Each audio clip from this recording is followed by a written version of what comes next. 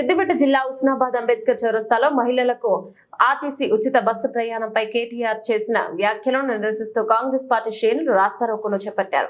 కేటీఆర్ దిష్టిబొమ్మ దహనం చేసి నిరసన వ్యక్తం చేశారు. గత బీఆర్ఎస్ ప్రభుత్వంలో మహిళలను చిన్న చూపు చూస్తారని, ఇప్పుడు కాంగ్రెస్ ప్రభుత్వం మహాలక్ష్మి పథకంలో మహిళలకు సముచిత స్థానం ఇస్తుంటే బీఆర్ఎస్ నాయకులు ఓర్వలేనితనంతో అనుచిత వ్యాఖ్యలు చేస్తున్నారని కాంగ్రెస్ మహిళా కార్యకర్తలు ఆరోపించారు. వెంటనే బేషరతుగా కేటీఆర్ చేసిన వ్యాఖ్యలను వెనక్కి తీసుకుని మహిళలకు క్షమాపణ చెప్పాలని డిమాండ్ చేశారు.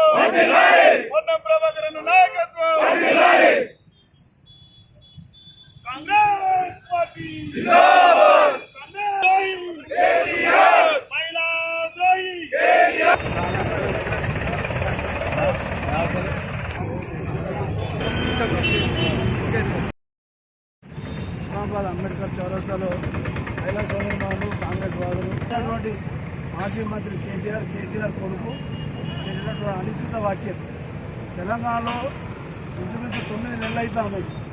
తెలంగాణ రేవంత్ రెడ్డి గారి ఆధ్వర్యంలో కాంగ్రెస్ ప్రభుత్వం ఫ్రీ బస్సు మహిళలకు ఏర్పాటు చేసింది ఆర్టీసీ.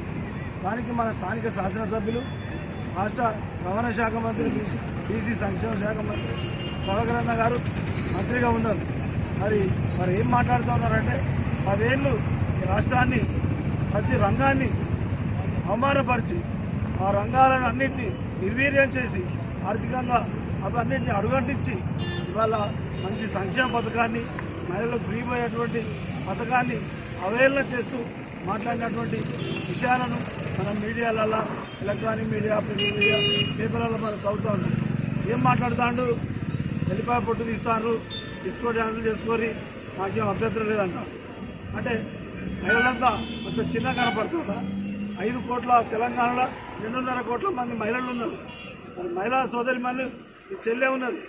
టీఆర్ జైల్లో మోస్ట్ వాంటెడ్ క్రిమినల్స్ ఈ దేశంలో ఉండేటువంటి అత్యంత ప్రమాదకరమైన వ్యక్తులు నయీం లాంటి, వీరప్పన్ లాంటి వాళ్ళను టీఆర్ జైల్లో పెడతారు. ఈ చెల్లెని అక్కడ పెట్టారు. కనీసం జ్ఞానం ఉన్నదా? నువ్వు ఒక తల్లి ఉంటావు, శోభమ్మకు ఇంకేమన్నా మానవత్వం ఉన్నదా? ఆలోచించుకోవాలి. నువ్వు ఒక మంచి స్కీమ్ పెట్టి ఇప్పటి వరకు 78 కోట్ల రూపాయల ఆర్థిక ఇబ్బందులు పడ్డా వెంటనే ఆ డబ్బులను రాష్ట్ర ప్రభుత్వం నుంచి ఆర్టీసీ సంస్థకు ప్రభుత్వం అప్పచెప్పి ఇప్పటికప్పుడు ఏ నెలకు ఆ నెల ఇస్తా ఉన్నది. 0 టికెట్ పెట్టింది. మరి మీ లెక్క 5,000 రూట్లను ప్రైవేట్ చేద్దాం అనుకున్నారా? లేకపోతే ఉద్యోగాలు ఇవ్వలేక ఆర్టీసీ సంస్థలన్నింటి ఎమ్మెల్యేలకు, ఆర్మూరుల జీవన్ రెడ్డి మాజీ ఎమ్మెల్యే ఆటోలకు ట్యాక్సీలు కట్టుకోవడానికి వాళ్ళని ఇచ్చిర్రా? సంస్థను నిర్వీర్యం చేసి మీరు ఇప్పుడు ఏమైనా చిలక పలుకుల వారికి ఇవాళ మీరు అభివృద్ధి చేశారని కొత్త ప్రాజెక్టులని నాశనం చేస్తారు. ఉద్యోగాలను ఏమి ఇవ్వకపోతుంది. దేవాలయాలకు పైసలు ఇస్తామని చెప్పి మోసం చేస్తారు. ఈ ప్రభుత్వం పైసలని తీసుకుపోయి పంజాబ్లో, హర్యానాలో వంచుతుంది. ఎందుకంటన్నా ఈ రాష్ట్రానికి అక్కడికచ్చే పని చేసినా ఆలోచించాలి. మొదగా ప్రజలు, తర్వాత కేసీఆర్, హరీష్ రావు అందరూ ఓపెన్గా క్షమాపణ చెప్పాలి. అమరవీరుల సుమంద ఉప్పు భూమికి రావాలి. ఈ కేటీఆర్ అంటే 2009 వచ్చాడు.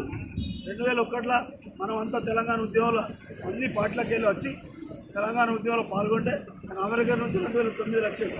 ఆయన 2-3 సార్లు మంత్రి అయ్యాడు, 3-4 సార్లు ఎమ్మెల్యే అయ్యాడు.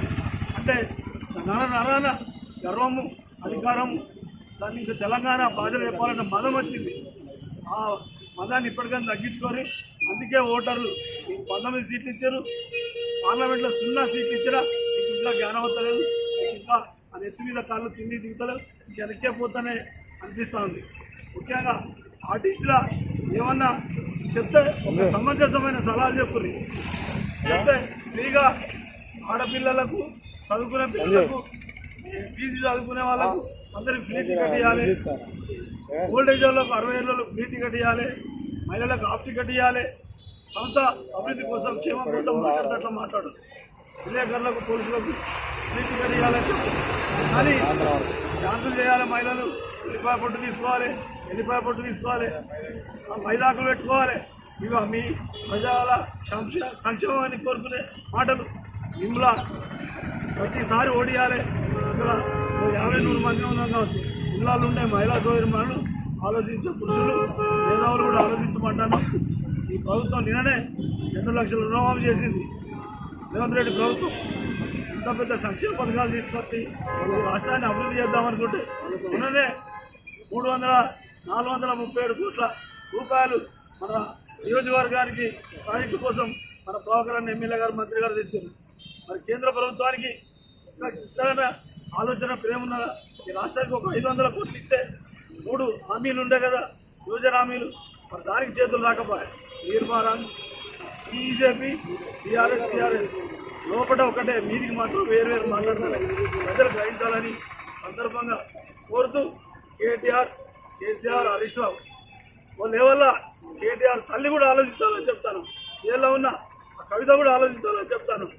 ఎందుకంటే మహిళా లోకాన్ని విమర్శించిన వాడు ఈ దేశంలో ప్రపంచంలో ఎవరు పుట్టగతులు ఉండదే, వీళ్ళకు కూడా ఉండే, ఈయన కూడా ఉండే అని తెలియస్తూ ఈ విధానాలన్నీ ఖండిస్తూ కేటీఆర్ క్షేమం చెప్పాలి, ముక్కు మూగికి రాయాలి డిమాండ్ చేస్తూ సెలవు తీసుకుంటున్నాను.